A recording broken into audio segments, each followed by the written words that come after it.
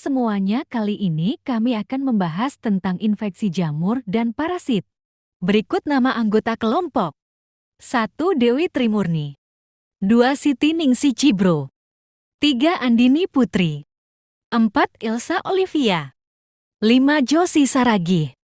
6. Agusi Mandoho. Infeksi jamur secara umum merujuk pada kondisi di mana organisme jamur berkembang biak di dalam atau di atas tubuh manusia atau hewan. Infeksi jamur dapat terjadi pada berbagai bagian tubuh, termasuk kulit, kuku, rambut, mulut, dan organ dalam seperti paru-paru atau saluran pencernaan.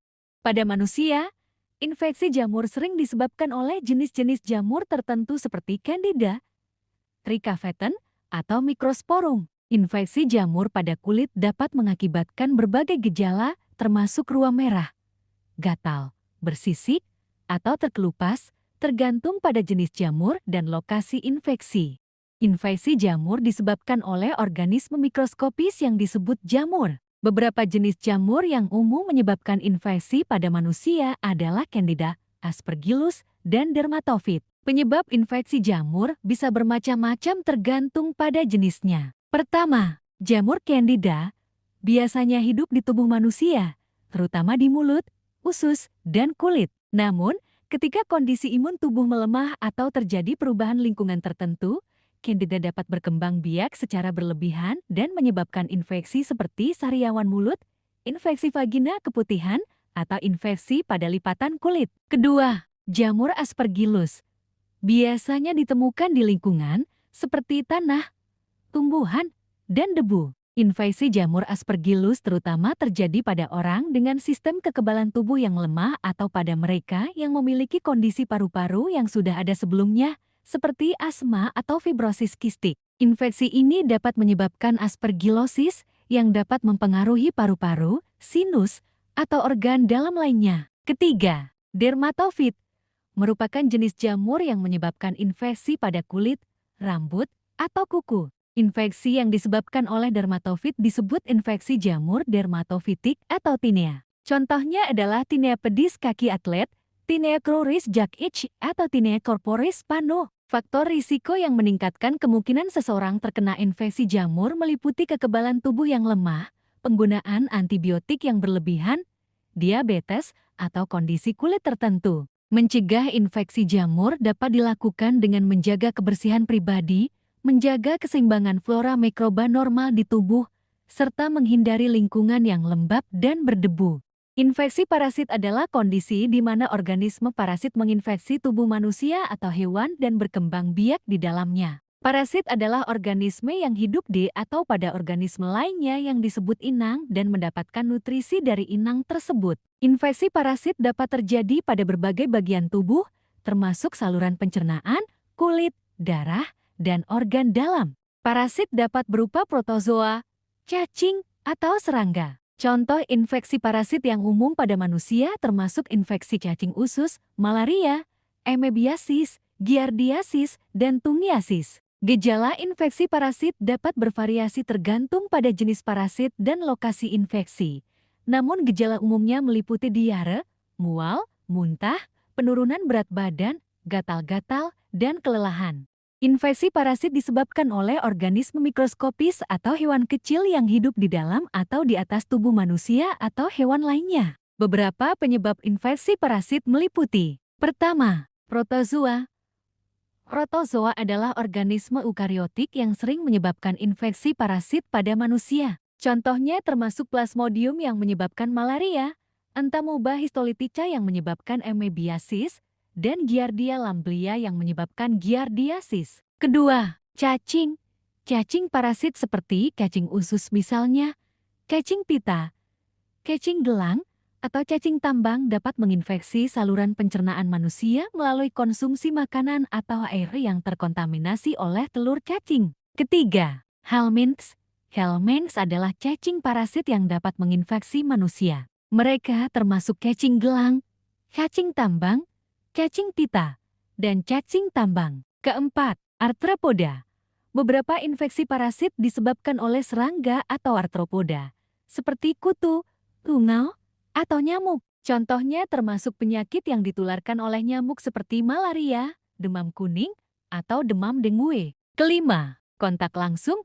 Beberapa parasit dapat ditularkan melalui kontak langsung dengan hewan atau manusia yang terinfeksi. Misalnya, penyakit cacing tambang dapat ditularkan melalui kontak dengan tanah yang terkontaminasi dengan tinja hewan atau manusia yang terinfeksi. Faktor risiko yang meningkatkan kemungkinan terkena infeksi parasit meliputi kebersihan yang buruk, perjalanan ke daerah dengan tingkat infeksi parasit yang tinggi, konsumsi makanan atau air yang terkontaminasi, serta kontak dengan hewan atau manusia yang terinfeksi. Mencegah infeksi parasit melibatkan praktik kebersihan yang baik, memasak makanan dengan benar, menghindari minum air yang tidak steril, serta menggunakan perlindungan terhadap gigitan serangga saat berada di daerah endemis. Beberapa cara mencegah infeksi jamur dan parasit pada kulit antara lain. Pertama, jaga kebersihan kulit dengan mandi secara teratur. Kedua, gunakan pakaian yang bersih, terutama jika berkeringat atau berada di lingkungan yang lembab.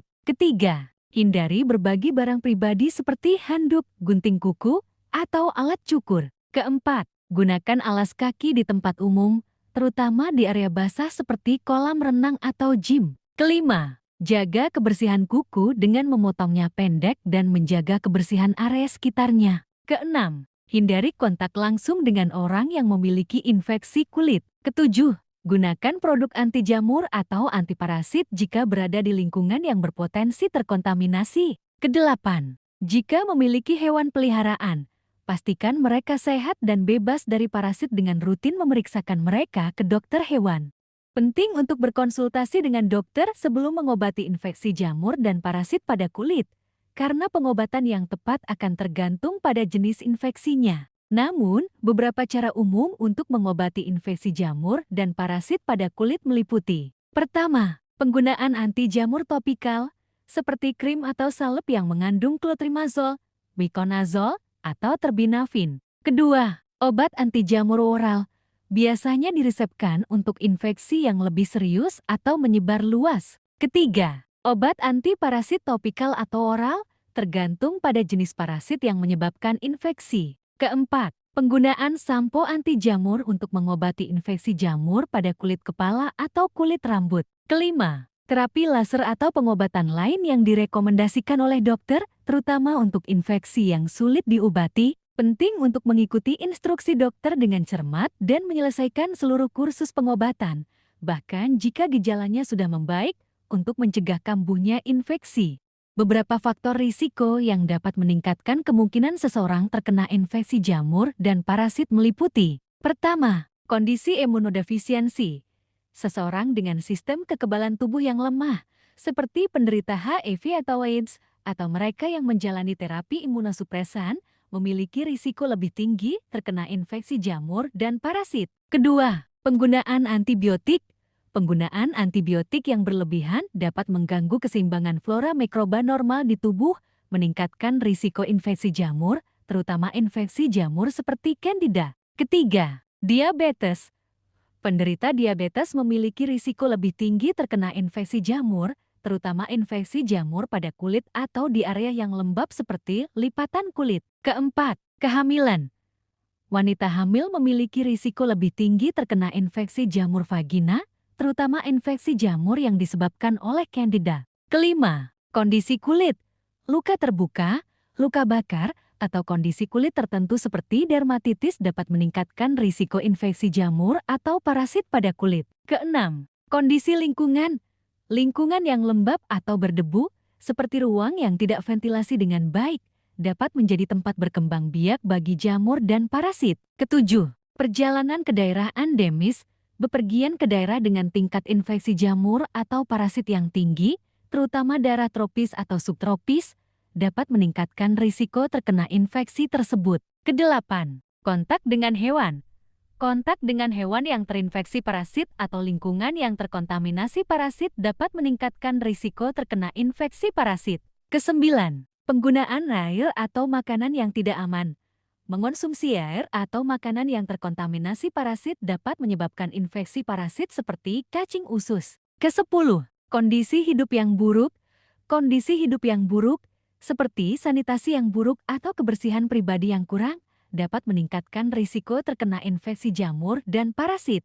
Hari panas sawah membelah, hutan rimba di Malaysia. Maafkan kalau ada salah, namanya juga manusia. Jangan lupa like, komen, dan subscribe ya. See you next time.